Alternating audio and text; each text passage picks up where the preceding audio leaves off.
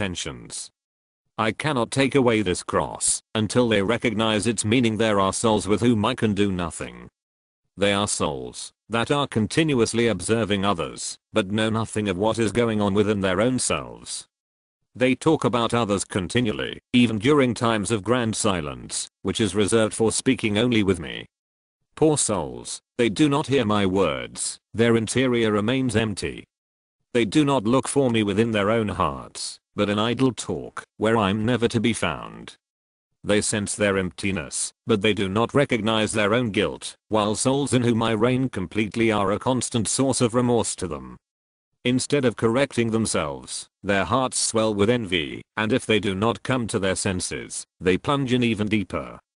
A heart, which thus far is envious, now begins to be filled with hate. And they are already at the edge of the precipice. They are jealous of my gifts to other souls, but they themselves are unable and unwilling to accept them. Give me your heart. If you did not tie my hands, I would send down many punishments upon the earth. My daughter, your look disarms my anger. Although your lips are silent, you call out to me so mightily that all heaven is moved.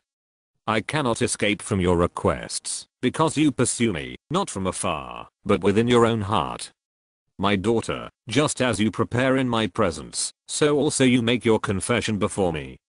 The person of the priest is, for me, only a screen. Never analyze what sort of a priest it is that I'm making use of. Open your soul in confession as you would to me, and I will fill it with my light. Right, I'm thrice holy, and I detest the smallest sin. I cannot love a soul which is stained with sin, but when it repents, there is no limit to my generosity toward it. My mercy embraces and justifies it.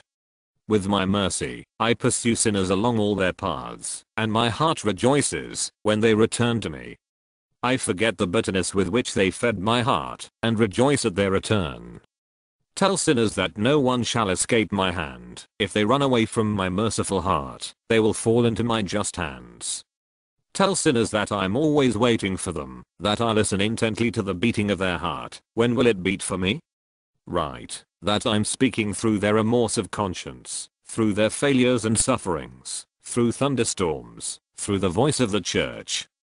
And if they bring all my graces to naught, I begin to be angry with them, leaving them alone, and giving them what they want. Say the chaplet I have taught you, and the storm will cease. Through the chaplet you will obtain everything, if what you ask will be compatible with my will. I bear a special love for Poland, and if she will be obedient to my will, I will exalt her in might and holiness. From her will come forth the spark that will prepare the world for my final coming. Enter into purgatory often, because they need you there. Right, my daughter, that I'm mercy itself for the contrite soul. A soul's greatest wretchedness does not enkindle me with wrath, but rather, my heart is moved towards it with great mercy. My daughter, we are beginning the retreat. Do not worry, my daughter, the superior has given her permission. You will learn of it tomorrow morning. But we are to start the retreat today. Fear nothing. What has been forbidden to others has been given to you. The graces that are not given to other souls to discern, not even from a distance, nourish you every day, like the daily bread. Consider, my daughter, who it is to whom your heart is so closely united by the vows. Before I made the world, I loved you with the love your heart is experiencing today, and, throughout the centuries, my love will never change. My daughter, have you exhausted the subject I gave you? If so, I'll give you a new one. Today, you will read chapter 15 of the Gospel of St. John. I want you to read it very slowly.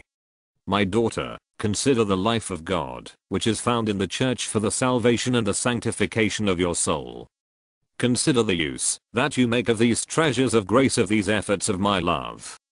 My daughter, I want to teach you about spiritual warfare. Never trust in yourself, but abandon yourself totally to my will. In desolation, darkness and various doubts, have recourse to me, and to your spiritual director. He will always answer you in my name. Do not bargain with any temptation, lock yourself immediately in my heart, and, at the first opportunity, reveal the temptation to he confessor. Put your self-love in the last place, so that it does not taint your deeds. Bear with yourself with great patience. Do not neglect interior mortifications. Always justify to yourself the opinions of your superiors, and of your confessor.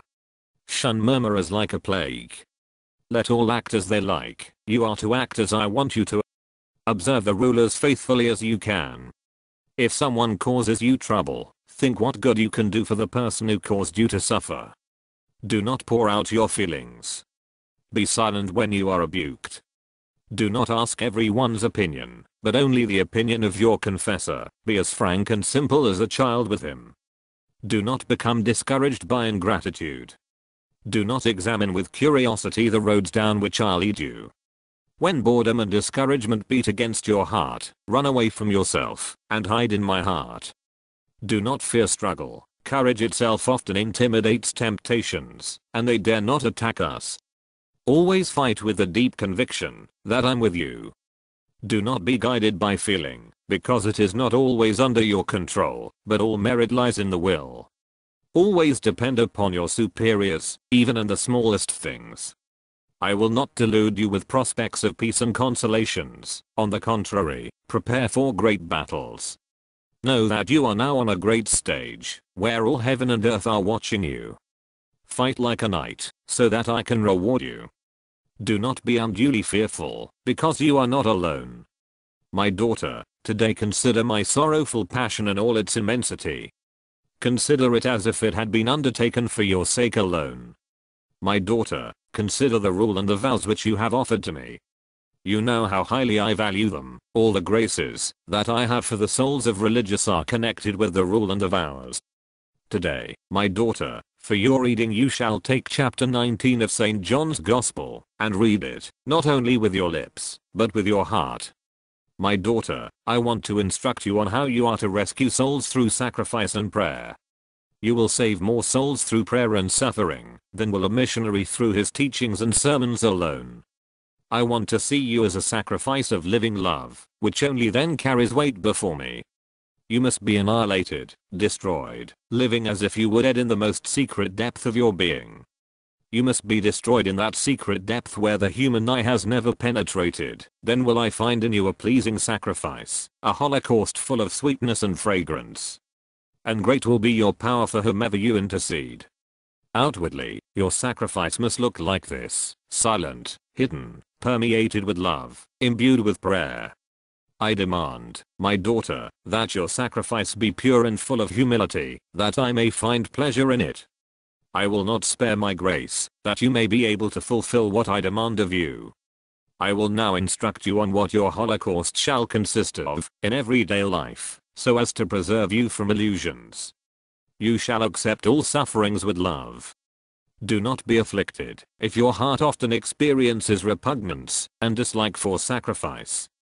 All its power rests in the will, and so these contrary feelings, far from lowering the value of the sacrifice in my eyes, will enhance it. Know that your body and soul will often be in the midst of fire. Although you will not feel my presence on some occasions, I will always be with you. Do not fear, my grace will be with you. My daughter, in this meditation, consider the love of neighbor. Is your love for your neighbor guided by my love? Do you pray for your enemies? Do you wish well to those who have, in one way or another, caused you sorrow or offended you? Know that whatever good you do to any soul, I accept it, as if you had done it to me. Now you shall consider my love in the blessed sacrament. Here, I'm entirely yours, soul, body, and divinity, as your bridegroom.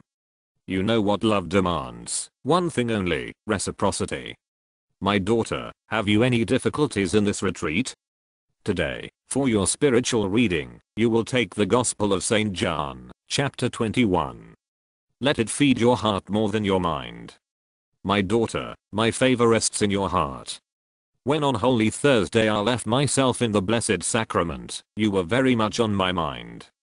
For you, I'm mercy itself, therefore I ask you to offer me your misery and this very helplessness of yours, and, in this way, you will delight my heart. My daughter, know that my heart is mercy itself. From this sea of mercy, graces flow out upon the whole world. No soul that has approached me has ever gone away unconsoled. All misery gets buried in the depths of my mercy, and every saving and sanctifying grace flows from this fountain. My daughter, I desire that your heart be an abiding place of my mercy. I desire that this mercy flow out upon the whole world through your heart. Let no one who approaches you go away without that trust in my mercy which I so ardently desire for souls. Pray as much as you can for the dying. By your entreaties, obtain for them trust in my mercy, because they have most need of trust, and have it the least. Be assured that the grace of eternal salvation for certain souls in their final moments depends on your prayer. You know the whole abyss of my mercy, so draw upon it for yourself, and especially for poor sinners.